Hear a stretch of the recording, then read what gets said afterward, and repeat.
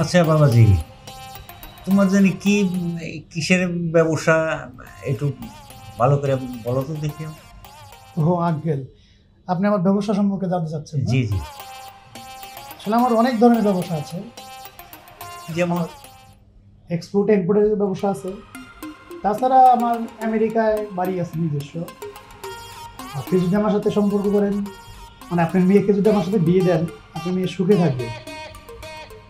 আচ্ছা, আপনি কি করেন?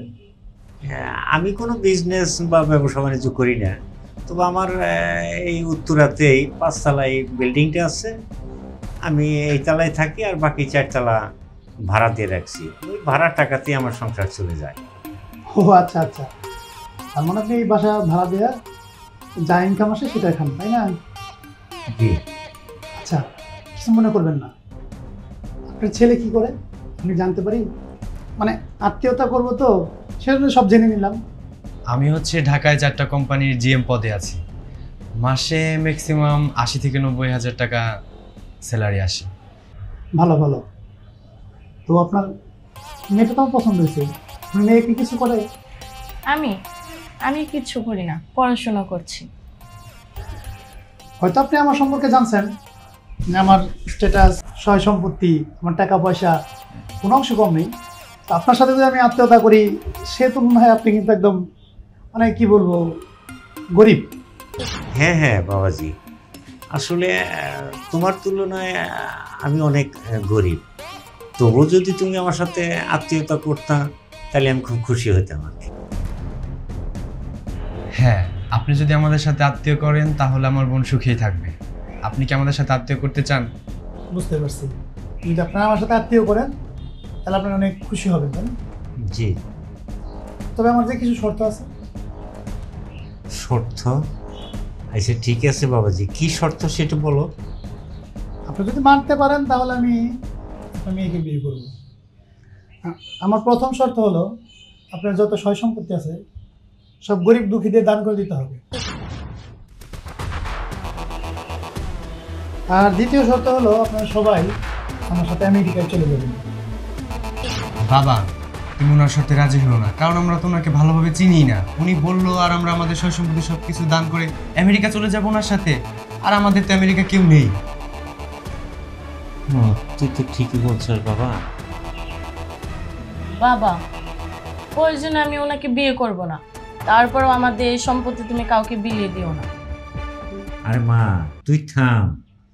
ওর কথাটা ভালো করে শুনি, বুঝি, দেখি কি হয়।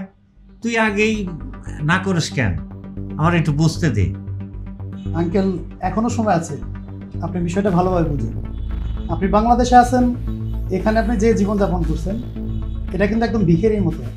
আপনি যখন আমেরিকায় থাকবেন একদম রাজার হালে থাকবেন। আপনি চারপাশে শুধু কাজের লোক থাকবে। আর ভাইয়া আপনাকেও বলি, আপনি যদি এখান থেকে আমার সাথে আমেরিকায় চলেন, সেখানে কিন্তু আপনার কোনো কাজ করতে হবে না। অবশ্য আমি সেখানে আপনার আত্মীয়, কারণ আপনার বোন আমি বিয়ে করতেছি, আর আঙ্কেল আপনি মেয়ে আমি বিয়ে করতেছি। এবার বুঝেন কি করবেন। আসলে বাবাজি, আমার তো মনে চায় যে আমি আমেরিকা চলে যাই তোমার সাথে। তো আমার ছেলে মেয়ে ওরা তো রাজি হচ্ছে না। বাবাজি তুমি আমার একটু সময় দাও, আমি ওদের বুঝিয়ে দেখি কি করা যায়। ঠিক আছে আঙ্কেল, আপনাকে সময় দেওয়া হবে। আপনার ছেলেকে আর আপনার মেয়েকে বুঝান, দেখেন তারা কি বলে। আমি তোর একটা কথা বলি, বয়সকালে আমার স্বপ্ন ছিল আমি আমেরিকা থাকবো, কিন্তু সেই সৌভাগ্য আমার হয় নাই। এখন যেহেতু সুযোগ আসছে, এই সুযোগ কেন হাতছাড়া করব? এইখানে ভিখারির মতো থাকার চাইতে ওইখানে যে রাজার হালে থাকা ভালো। আর এক কাজ কর, তুই আজকে চাকরি ছেড়ে দে, আর আমি জমি জমা যা আছে সব মানুষের দান করে দিয়ে দিই। ঠিক আছে বাবা।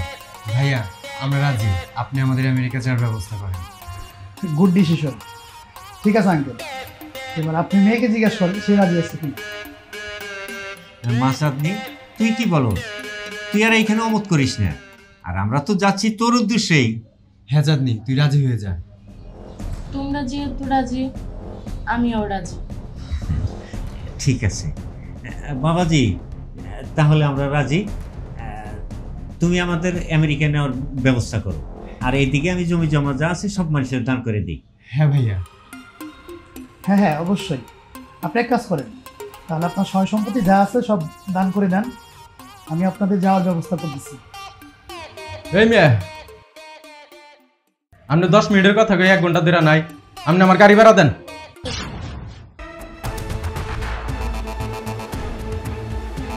কি চুপ করবো? আপনার 5,000 টাকা গাড়ি ভাড়া হয়েছে, গাড়ি ভাড়া দেন। এই তুমি এইসব কি বলো? হ্যাঁ, তুমি এখানে কি জন্য আসছো? আর আপনি কে? আর এসব কি বলছেন ভাইয়াকে? আঙ্কেল, আমি গাড়ির ড্রাইভার। উনি আমার গাড়ি ভাড়া করছে, গাড়ি ভাড়ার টাকা না দিয়ে চলে আসছে। আমার গাড়ি ভাড়ার টাকাটা দিতে বলেন।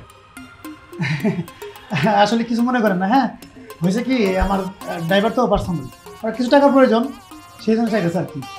আচ্ছা তুমি এক কাজ করো, তুমি বাইরে দাঁড়াও, এ নাও ওই ফল খাও, আমি তোমাকে দিচ্ছি টাকা। তুমি বলবো না আমাকে তোমার টাকার প্রয়োজন? না, আপনার ফল আপনিই খান, আমার গাড়ি ভাড়া দেন, আমি চলে যাই। আচ্ছা ঠিক আছে বাবাজি, তুমি বাইরে বসো, আমি তোমার টাকার ব্যবস্থা করতেছি, যাও। আচ্ছা আঙ্কেল, ঠিক আছে, আমি বাইরে অপেক্ষা করতেছি। আর আপনি টাকা দিতে পারেন না, আর জমিদারের ভাব ধরেন, তাই না? বাবা, আমার আগেই সন্দেহ হয়েছিল লোকটা একটা ফ্লট। তার কথা শুনে তুমি সয় সম্পত্তি সব দান করতে চাইছিলা। কি ব্যাপার, আপনি এখন এই বাসায় বসে আছেন? যান, বের হয়ে যান। এই তোমার জমিদারি? হ্যাঁ, তুমি আমাদের আমেরিকা নিয়ে যাবা, আমরা এখানে ফকিরের মতো থাকি, তুমি ওইখানে নিয়ে আমাদের রাজা বাদশার মতো রাখবা? হ্যাঁ, তুমি নিজে গাড়ি ভাড়া দিতে পারো না, তুমি এক ফকির, তুমি আমাদের আমেরিকা নিয়ে যাবা? ওটা এখান থেকে বেরো। কি ব্যাপার, এখনো বসে আছেন? যান। কি ব্যাপার, আপনি এখনো এখানে বসে আছেন? বের হন, না হলে কিন্তু দারুণ দিয়ে ঘাড় ধাক্কা দিয়ে বের করে দেব। আপনি বাবার কথা বুঝতে পারেন নাই? আপনারা থামেন, কে ফ্রড সেটা এখনই প্রমাণ হবে। ভাইয়া, ভাইয়া,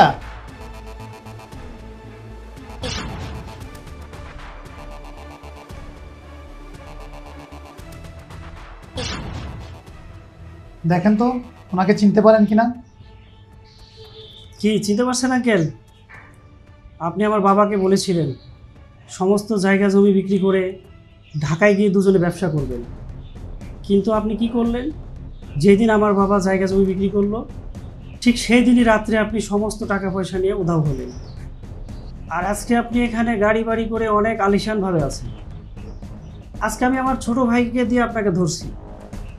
এখন বলেন কি করব? আপনাকে কি পুলিশে দিব, নাকি আপনি আমাদের সম্পত্তি বুঝিয়ে দিবেন? বাবা, তোমাকে আমরা ভালো মনে করেছিলাম, কিন্তু তুমি তাদের সাথে এত বড় বেইমানি করেছো। ছি বাবা, ছি। আর তোমাকে যখন আমরা গ্রামের কথা বলতাম, তুমি বলতে আমরা গ্রামে কখনো থাকিনি, শহরে থেকেছি। ছি বাবা, ছি। বাবা, আমার তো ভাবতেও অবাক লাগতেছে। তুমি এখনো সময় আছে, আপনি কি আমাদের সম্পত্তি বুঝিয়ে দিবেন, নাকি আমি পুলিশে খবর দেব? আমি থানায় বলে রেখেছি, কল দেওয়া মাত্রই ওনারা চলে আসবে। না না বাবাজি, তোমরা থানায় ফোন করো না, আমি তোমাদের জায়গা সম্পত্তি সব কিছু বুঝিয়ে দিতেছি। আমার আরও আগেই বুঝিয়ে দেওয়া উচিত ছিল, কিন্তু দেই নাই। এখন জায়গা সম্পত্তি তোমাদের বুঝিয়ে দিয়ে আমি আমার পাপের প্রায়শ্চিত্ত করি। আমি বুঝতে পারছি লোভ করে কোনোদিন শান্তি পাওয়া যায় না। আমি একটা রাত্রের জন্য ঘুমাতে পারি নাই, আজকে তোমাদের জায়গা সম্পত্তি বুঝিয়ে দিয়ে আমি শান্তিতে ঘুমাবো। বাবাজি, তোমরা আমার ক্ষমা করে দিও। আর আজকে থেকে এই বিল্ডিং তোমাদের। আমি বিল্ডিং ছেড়ে আমার ছেলে নিয়ে আমি চলে যেতেছি। কাউসার, চাঁদনি, চলমা, আমরা এই বিল্ডিং ছেড়ে চলে যাই। আঙ্কেল থামেন, বসেন।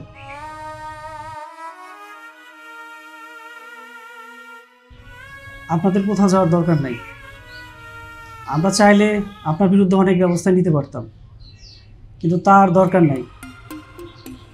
যেহেতু আল্লাহ আমাদেরকে অনেক সম্পদ দিয়েছে, আমি আর আপনাদেরকে বাড়ি থেকে বের করবো না।